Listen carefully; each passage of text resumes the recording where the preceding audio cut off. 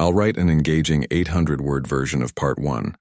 The survivors in simple English using third-person style, with simple Korean names. The sky burned red. Massive ships hovered over Earth's major cities. The Galactic Council had made their decision. Humanity was too dangerous to exist. Minho gripped the control panel of the Exodus Prime as warnings blared around him. He was only 32, too young to command humanity's last hope, but here he was. Through the viewport, he watched the Council's weapons position themselves around Earth. "Status report," he called, his voice steadier than he felt. Gina, his second-in-command, checked her screens. 12 evacuation ships ready. We've loaded 15,000 survivors. That's all we could manage in time. Minho nodded grimly. 15,000 out of billions. The Council had given no warning before condemning Earth. Their announcement came just hours ago. Human aggression potential exceeds acceptable parameters. Termination authorized. The first beam struck somewhere in the Pacific. The ocean boiled instantly.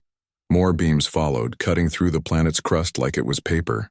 "All ships prepare for jump," Minho ordered through the comm. "Follow the escape route exactly, no deviations." He had memorized the coordinates to a remote star cluster beyond Council space. The scientists called it unremarkable, hopefully too, insignificant for the Council to monitor.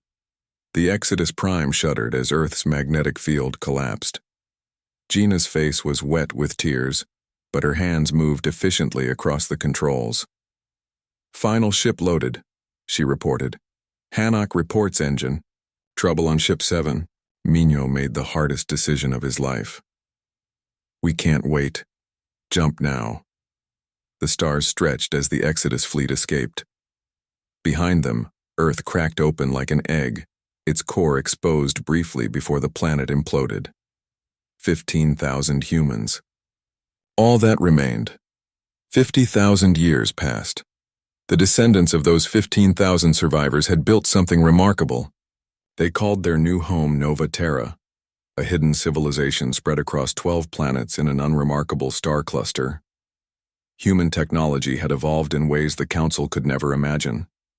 Cut off from galactic civilization, humans developed differently. They mastered gravity manipulation, perfected faster-than-light travel without detectable signatures, and created energy systems that drew power from subspace itself. Most importantly, they remembered. Every child learned Earth's history, saw the recordings of its destruction, and understood the promise their ancestors had made. One day, humanity would return and seek justice. Admiral Suho walked through Nova Terra's central plaza on their capital world. Around him, tall buildings reached toward the sky, their designs honoring Earth architecture while incorporating new materials and technologies. Air vehicles moved silently between structures. Children played in parks where plants from Earth's genetic banks grew alongside new species. His communicator beeped. "Admiral, the research team requests your presence immediately." In the underground research facility, Suho found Director Minji waiting with her team. Their faces showed a mixture of excitement and dread. "We found it," Minji said simply. She activated the holographic display. Ancient Council records appeared, salvaged from secret raids into Council space over centuries. "This is the actual Council debate regarding Earth," she explained. "Our translation team just finished decoding it." The recording showed alien beings. Around a circular table, one rose to speak. "The humans are not currently a threat. Their technology is primitive, but our predictive models show they develop faster than any species we've encountered. In just 500 years, they could challenge Council authority. We recommend immediate containment." Another counselor responded.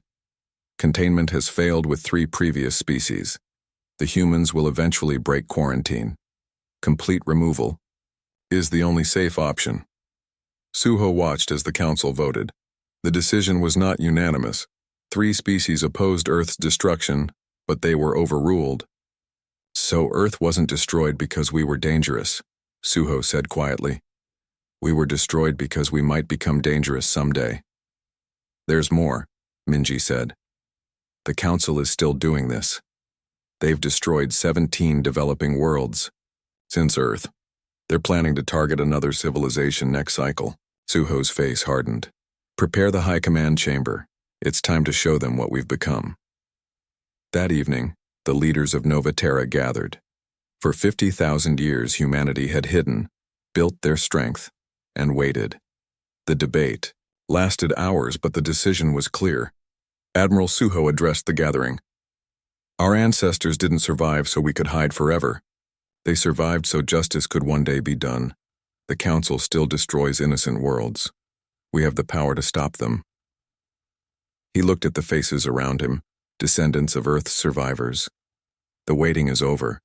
Humanity returns to the stars. The stealth ship Vengeance drifted silently through the darkness of space, its special coating absorbing all radar and sensor signals. From the outside, it looked like nothing more than a small asteroid. Inside, Captain Junho and his crew worked, in near silence, their mission too important for mistakes. Passive scans only, Junho reminded his team. We are not here to be seen. After 50,000 years of hiding, humans had finally returned to Council space. The Vengeance carried the best spies Nova Terra could train. They had studied for years for this mission, to learn everything about their ancient enemy. Junho checked the ship's status on his screen. They had been traveling for 3 months, carefully moving deeper into Council territory. So far, no one had detected them. Their technology was far beyond what the Council used. While Council ships needed massive engines and fuel, the Vengeance used gravity itself for power. Captain, whispered Yuna, the sensor officer. Council patrol approaching. Standard route. Junho nodded. Hold position. Record everything. The Council patrol ship passed nearby, completely unaware of the human vessel watching it. The crew of the Vengeance recorded its communication patterns, weapon systems, and shield technology. Primitive, muttered Taewan, the weapons specialist. Their shields couldn't stop even our smallest weapons. Don't get overconfident, Junho warned. They have numbers. We need perfect information before we strike. For 6 weeks they shadowed Council ships, visited their space stations in disguise, and planted tiny spy devices. The Council believed humans had been extinct for 50 millennia. The few humans they encountered were assumed to be members of similar-looking alien species. Minji, the team's language expert, spent hours listening to Council communications. She learned that the Council was still ruled by the same species that had destroyed Earth, the Zareth. Though they appeared elegant, with their tall, slender bodies and 6-fingered hands, their beautiful appearance hid cruel hearts. They still fear us, she told Junho one night in the ship's small meeting room. Their historical records speak of humans as dangerous animals that needed to be put down. Junho's face hardened. And yet they're the ones who destroyed an entire planet. The mission changed course when they detected an urgent message passing through Council communication channels. Minji translated it immediately. Captain, she said, her voice tight with anger.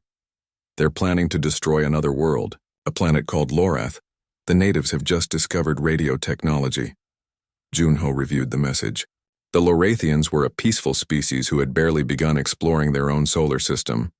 But the Council had decided they showed concerning development patterns, the same reason they had destroyed Earth. When? Junho asked. 3 weeks. They're assembling a destruction fleet now. Junho called an emergency meeting with his crew. Their mission had been reconnaissance only, observe and report back, but now they faced a choice. We can warn Nova Terra, said Sunwoo, the navigation officer. But even at maximum speed, our forces couldn't arrive in time to save Lorath. The Vengeance has weapons, Taewan pointed out. Advanced ones. We could intervene. Against an entire Council fleet? Asked Yunha. It would be suicide. Junho studied the star charts. Not necessarily. We don't need to defeat them in battle. We just need to disrupt their plans long enough for help to arrive. For the next week, the crew worked on a desperate plan. The Vengeance followed the Council fleet as it assembled near Lorath. 11 massive destroyer ships, each carrying planet-killer weapons. Against them, 1 small human vessel. Send the message to Nova Terra, Junho ordered. Include everything we've learned and our coordinates. Tell them we're moving to save Lorath. Junho gathered his crew one last time before they began. 23 humans against the might of the Galactic Council. For 50,000 years we've waited for justice, he told them. Today we begin. Not with blind revenge, but by stopping them from doing to others what they did to Earth. The crew nodded solemnly. Their mission had evolved from reconnaissance to rescue. As the Council fleet moved toward Lorath, the Vengeance powered up its systems. They would reveal themselves at last.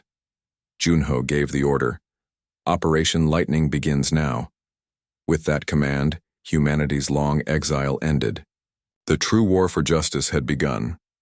The Galactic Council fleet approached Lorath, 11 massive warships in perfect formation. Admiral Garo of the Zareth gazed at the blue-green planet on his view screen.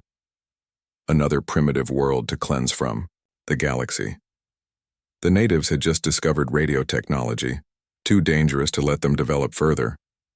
Prepare the cleansing beams, he ordered. Standard extinction protocol. His crew moved with practiced efficiency. They had done this 17 times since Earth. The destruction satellites deployed from the motherships spreading out to surround Lorath. Satellites in position, Admiral, reported his weapons officer. Awaiting your command. Garo nodded. Begin the sequence. But something strange happened. The satellites didn't activate. The status lights on the control panel blinked from green to red. Malfunction? Garo demanded. Before anyone could answer, space itself seemed to tear open. Massive ships appeared around the Council fleet. Ships unlike any Garo had ever seen. They were smooth and dark, absorbing light rather than reflecting it. Impossible, whispered Garo. Where did they come from? The communication system activated without anyone touching it. A human woman appeared on the main screen. Her uniform was simple but elegant. Her face stern but calm. This is Admiral Soman of Nova Terra, she said. The children of Earth have returned. Panic erupted on Garo's bridge. Humans, extinct for 50 millennia? How could they be here? Weapons, Garo shouted. Target those ships. His weapons officer tried, but nothing happened. Systems not responding, Admiral. Throughout the Council fleet, ships lost power. Engines shut down. Weapons went offline. In less than 2 minutes, the mighty Council Armada floated helpless in space. On the bridge of her flagship Vengeance Prime, Admiral Soman watched the disabled Council vessels. Behind her stood Captain Junho, his reconnaissance mission complete. Well done, Captain, she said. Your team's information was perfect. Junho nodded. What about the Lorathians? They don't know what almost happened to them, Somin replied. And for now, that's best. They deserve to develop without fear. Soman turned to her communications officer. Connect me to all Council ships. When the link was established, she addressed her ancient enemy. For 50,000 years, humanity has remembered what you did to Earth. You destroyed our homeworld because you feared what we might become. You were right to fear us. She paused, letting her words sink in. But we are not like you. We are not planet killers. Your ships are disabled, not destroyed. Your crews will live, not die. This is the difference between us. Throughout Council space, chaos spread as human agents revealed themselves. On hundreds of worlds, in government centers and military bases, humans appeared and took control. Most were deep cover agents who had lived disguised for years, waiting for this day. On the Zareth homeworld, the Supreme Council gathered in emergency session. Reports flooded in of human ships appearing everywhere, of defense systems failing, of communications networks falling under human control. How is this possible? Demanded High Counselor Marin. Humans were primitive when we destroyed them. How could the survivors advance so quickly? The answer came from an unexpected source. The doors to the chamber opened and a human man walked in. He wore simple clothing but moved with authority. 50,000 years is a long time, he said calmly. We had nothing but time to prepare. The counselors stared in shock. This human had been among them for years, posing as a Centaurian diplomat. None had suspected. I am Jinwoo, Special Envoy of Nova Terra, he announced. Your reign of terror ends today. Across the galaxy, similar scenes played out. The Council, which had ruled for millennia, found itself surrounded. infiltrated and outmaneuvered by the species they thought they had destroyed. On Lorath, the natives looked up at new lights in their sky, unaware that these strange visitors had just saved them from extinction. Humanity had returned to the stars not just for vengeance, but for justice. The Grand Council chamber on Zareth Prime had never seen such chaos. For 10,000 years, the Galactic Council had ruled with absolute authority. Now representatives from 100 worlds shouted over each other as reports of human ships throughout Council space filled the emergency broadcasts. Counselor Tai-Ho of the Velnar species stood quietly amid the storm. Unlike many Council members, the Velnar had opposed Earth's destruction 50 millennia ago. His people had argued that preemptive genocide violated the Council's founding principles. They had been ignored. "Order!" shouted Supreme Counselor Moran, the ancient Zareth leader. "We must present a unified response to this human threat." "Unified?" Tai-Ho finally spoke, his voice cutting through the noise. "Like when you unified to destroy Earth against our objections." The chamber fell silent. Tai-Ho walked to the center of the room, his tall frame straight with purpose. "The historical records are clear," he continued. "Humans were not a threat. They were destroyed because they might become one. And now that fear has become reality. By your own actions." Moran's face darkened with anger. "You dare defend these invaders?" "I defend justice," Tai-Ho replied. "My people have waited 50,000 years to say this. You were wrong to destroy Earth." The council erupted again, but differently now. Lines were being drawn. The Relkar, Tirani, and Velnar, species that had opposed Earth's destruction, stood with Tai-Ho. Others remained loyal to Moran. In orbit above, Admiral Soman watched the council broadcast from her command ship. Beside her stood Jinwoo, who had spent decades undercover among the council species. "It's happening as you predicted," she noted. "They're dividing." Jinwoo nodded. "The council has never been as unified as they pretend. Many species joined only for protection against Zareth power. On thousands of worlds, human forces had taken control of key facilities without firing a shot. Their technology was simply too advanced. Weapons didn't work against their shields. Their ships appeared and disappeared at will. But on Rigel Prime, the Council military headquarters, resistance formed. Admiral Karras of the Zareth battle fleet refused to surrender. "Humans are savages," he told his captains. "We were right to cleanse them from the galaxy. Now we must finish what our ancestors started." The Battle of Rigel Prime began at dawn. Karras commanded 300 warships, the largest Council fleet ever assembled. They faced just 30 human vessels. "All ships, fire at will," Karras ordered. Energy beams lashed out from Council ships. The humans made no move to evade. The beams simply stopped, meters from their targets, absorbed by invisible barriers. "Impossible," whispered Karras. The human ships moved forward. They fired no weapons. Instead, small drones deployed, attaching to Council vessels. One by one, the mighty Council warships went dark, their systems disabled. Within 3 hours, the greatest fleet in Council history floated powerless. On the Council homeworld, Tai-Ho addressed the chamber again. More species had joined his side, seeing the humans' restrained power. "They could destroy us all," he said simply. "They have not. What does that tell you about who the real savages are?" Supreme Counselor Marin glared at the defectors. "You betray your own kind to side with humans?" "We side with justice," Tai-Ho replied. "The time has come to acknowledge our greatest crime and seek amends." The vote, when it came, surprised even Tai-Ho. 2/3 of the council voted to negotiate with the humans. Marin and his loyalists stormed out, vowing resistance. The Great Galactic Council, ruler of 1,000,000 worlds, had fractured from within. That night, Tai-Ho met with Admiral Soman aboard her ship. The first official meeting between humans and council representatives in 50 millennia. "Why didn't you destroy us?" Tai-Ho asked directly. "You clearly could have." Soman's answer was simple. "Because then we would have become you." The Grand Hall of Justice orbited where Earth once existed. Built as a massive space station with views of the solar system, it represented humanity's return. Today, The chamber was filled with representatives from every known species as the final trials began. Supreme Counselor Moran stood in the center, surrounded by the 12 Zareth leaders who had ordered countless genocides. They looked smaller, now without their grand robes and security forces. Judge Hyunjin, a human woman descended from Earth survivors, addressed the assembly in a calm, clear voice. 50,000 years ago, a crime was committed here. Not just against humans, but against justice itself. Today we conclude these proceedings. The evidence had been presented over many weeks. Ancient records showed the Council's deliberate decision to destroy Earth without provocation. Similar records documented 17 other planetary extinctions since then. The defendants have been found guilty, Hyunjin announced.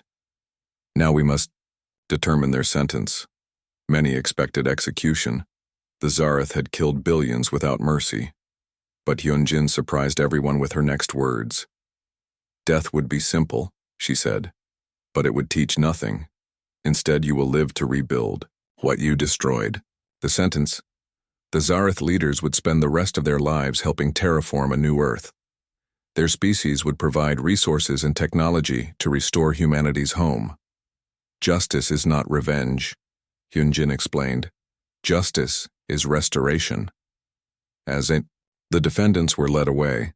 Admiral Soman met with the representatives of the new Galactic Coalition that had replaced the old Council.